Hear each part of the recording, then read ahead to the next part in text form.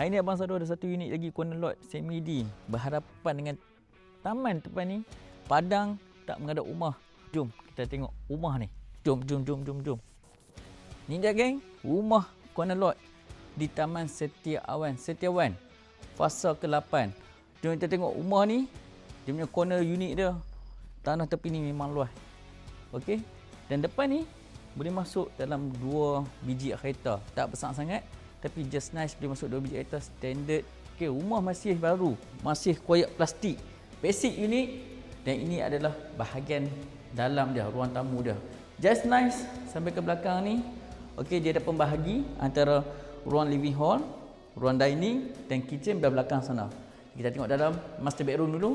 Master bedroom dia just nice, tak besar, tak kecil. Ada satu toilet. Okey, dia punya tas half dan di sini bilik kedua. Di bilik kedua ni pula just nice, tak kecil, tak besar. Cuma dia yang best kelebihan dia tinggi. Sini dia memang tinggi kat atas. Dan di sini bilik ketiga. Sebelum jumpa bilik ketiga, kita jumpa toilet dulu. Toilet dia, toilet luar ni, okey. Dan di sini bilik ketiga. Bilik ketiga pun macam bilik kedua tadi, tak besar, tak kecil, just nice. Loteng dia tinggi. Sini dia tinggi, boleh buat loteng kat sini. Dan sini bahagian kitchen dia. Ini bahagian best lah. Selalunya design-design yang privacy ni dia sembunyikan kitchen dia, tak nampak.